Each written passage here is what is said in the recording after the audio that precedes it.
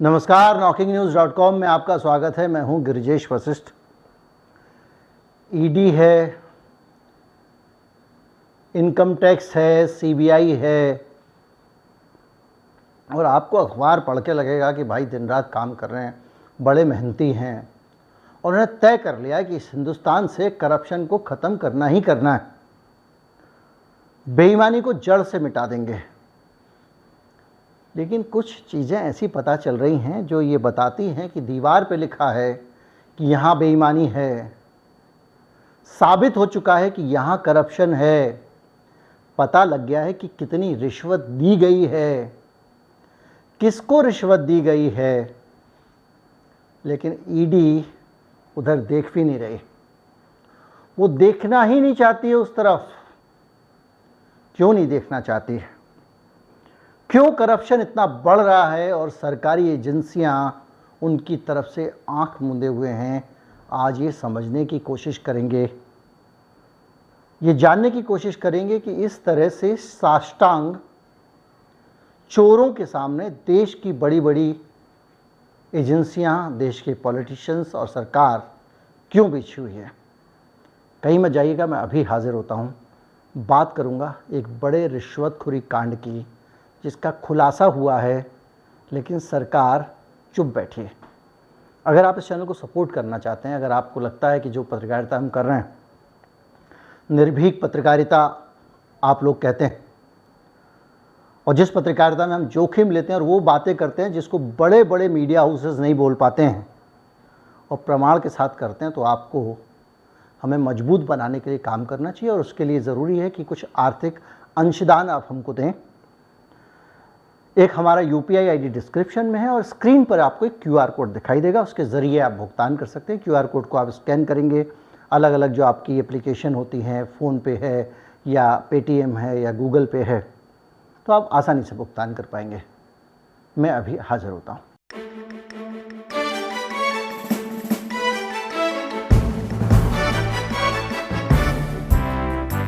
भारतीय रेल में खिलाई गई, और ये रकम बाकायदा भारतीय रेल की एक सब्सिडरी कंपनी है, उस कंपनी को खिलाई, और एक इंटरनेशनल मल्टीनेशनल कंपनी है ऑरेकल, उसने खिलाई। ये बात रिकॉर्ड पे आ चुकी है, और सिर्फ रिकॉर्ड पे ही नहीं आ चुकी है, अमेरिका में ऑरेकल ने इस गलती पे सेटलमेंट किया है सरकार के साथ में और मोटा जुर्माना जमा किया है। अमेरिका में एक कानून है कि आप देश में ही नहीं विदेश में भी रिश्वतखोरी नहीं कर सकते, दूसरों को रिश्वत नहीं खिला सकते, और उस कानून का नाम है foreign corrupt practices act, FCPA। उसके तहत ऑरेकल फंस गई और उसने वहाँ पे सिक्योरिटीज़ एंड एक्सचेंज कमिश्नर के साथ में समझौता किया और $23 मिलियन देकर अपनी जान छुड़ाई। $23 मिलियन देकर, क्योंकि इस मामले में ऑरेकल कंपनी फंस गई थी। अब मामला क्या है? मामला यह है कि ऑरेकल ने दुनिया के कई देशों में, जिसमें से हम केवल भारत की बात करेंगे, 2-3 देश थे, बहुत बदनाम देशों के साथ में नाम है हमारा, ब्राज़ील वगैरह के साथ में, और उसमें जो है ऑपरेट करने के दौरान स्थानीय लोगों को रिश्वत दी। ये आरोप ऑरेकल पे लगा है, और सिर्फ ऑरेकल नहीं, मैं इसमें आपको 10 कंपनियां बताऊंगा जिन्होंने भारत में रिश्वत खिलाई और भारत की सरकार ने आंख बंद कर ली। अगर वहाँ पे ऑरेकल सेटलमेंट कर रही है, पता चल रहा है कि ऑरेकल ने भारत में रिश्वत खिलाई है, तो भारत की सरकार चुप क्यों है? अखबार मैं भी पढ़ता हूँ, अखबार आप भी पढ़ते हैं, मंत्री जी भी पढ़ते होंगे, ईडी भी पढ़ती होगी, सीबीआई भी पढ़ती होगी। क्या जहाँ शू कर दिया जाए ईडी वहीं जाएगी? क्या इस देश का सिस्टम कहीं पे भी इन बेईमानियों को रोकने के लिए नहीं है? या ये जो सारी संस्थाएं हैं सिर्फ पॉलिटिकल इस्तेमाल के लिए बनी हुई हैं? अब आप सोचिए, $67,000 का एक बफर बनाया हुआ था, किसने? ऑरेकल ने। और उस बफर में वो सिर्फ रिश्वत खिलाने के लिए उसने पैसे रखे हुए थे। इससे पहले मैंने आपको भारत की 2 कंपनियों के बारे में वीडियो बना के बताया था, फार्मा कंपनियां थीं, और 2016 से 2019 के बीच में ये रिश्वत दी गई है। 2016 से 19 के बीच में, और सरकारी कर्मचारियों को रिश्वत देने के लिए ये फंड बनाया गया था जिसमें $67,000 रखे गए थे। $67,000 होते हैं मतलब 54,80,000 रुपये। ये तो दिखा रहे हैं, इसके बाद वो ऑफिशियली अलग पैसे दिया करते थे, और उसमें $3 लाख से ज़्यादा का ट्रांजैक्शन कुल ऑरेकल ने किया है अलग अलग देशों में, जिसमें $62,000 का इस्तेमाल सिर्फ भारत में किया गया।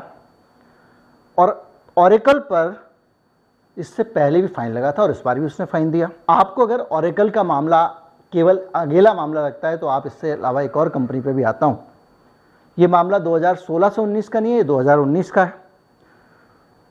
वॉलमार्ट जो है उसने $292 मिलियन का जुर्माना भुगता था वहाँ पे, क्योंकि भारत में उसने रिश्वतखोरी की थी और भारत में अपने रिश्वत स्टोर खोलने के लिए बहुत सारी जगहों पे रिश्वत खिलाई थी।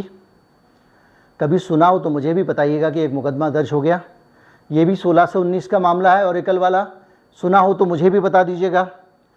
एम्ब्रेयर पे भी ब्राज़ील में आरोप लगे थे। एम्ब्रेयर कंपनी भारत में वायुसेना को 3 लड़ाकू विमान बेचने के मामले में आरोपों में फंसी थी और उसने भी वहाँ जाके सेटलमेंट किया, पैसा भरा है। मुकदमा नहीं लड़ती हैं क्योंकि फिर तो दोष सिद्ध हो जाएगा।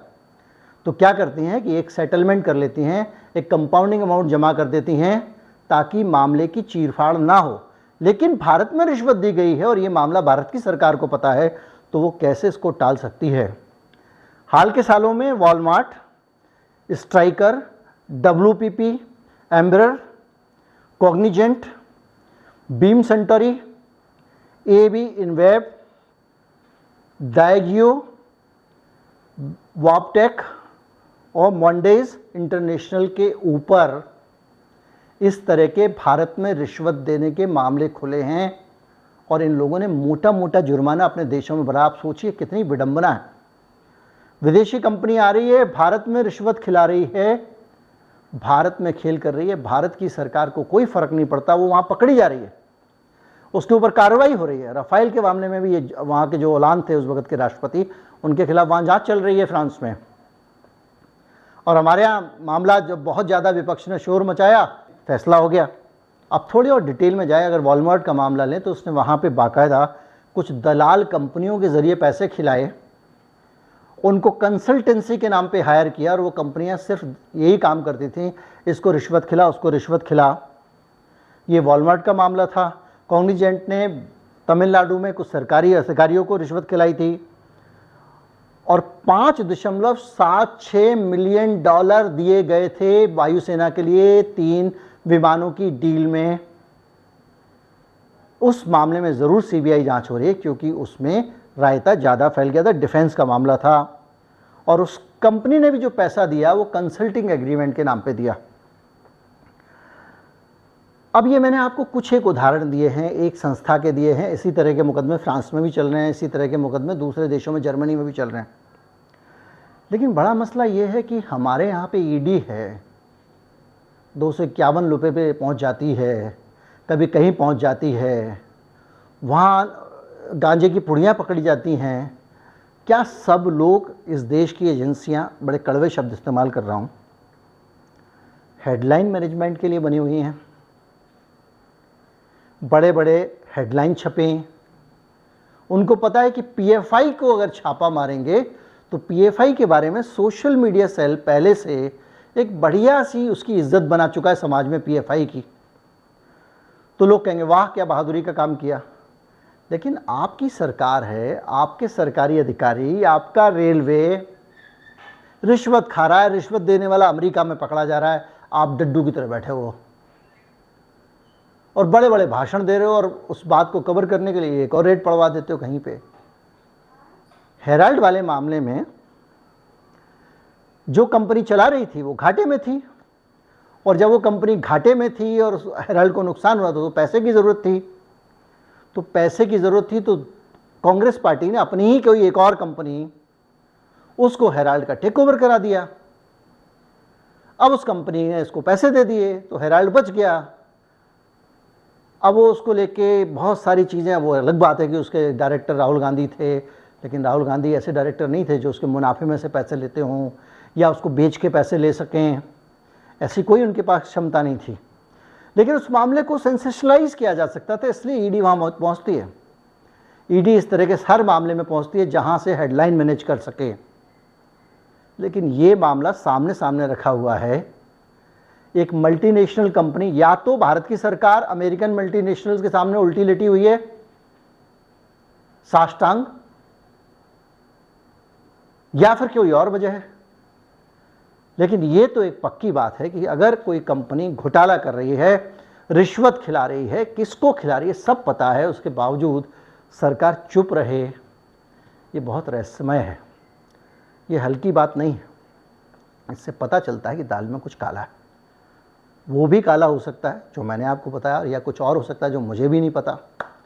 उम्मीद करता हूँ वीडियो अच्छा लगा होगा। हो सकता है हमारे वीडियो से ही बदलाव आ जाए। दोस्तों तक भेज दें, दोस्त अगर अच्छा समझेंगे तो वो भी आगे भेजेंगे। हो सकता है एक माहौल बने, हो सकता है कि ये कंपनियां लगातार पिछले 10 साल से मोटा करप्शन यहाँ फैला रही हैं। ओरेकल एक बार पहले भी फंस चुकी है, तब भी वो जुर्माना देकर छूट गई थी। तो हो सकता है कि हमारी सरकार इसको नोटिस लेना शुरू करे, कार्रवाई करना शुरू करे। अब की बार भ्रष्टाचार पर मार, यही नारा था। उम्मीद करता हूँ वीडियो अच्छा लगा होगा। अच्छा लगा हो तो सब्सक्राइब कर लें चैनल को, अगर नहीं किया है तो लाइक कर लें, दोस्तों को जोड़ें। नमस्कार, जय हिंद।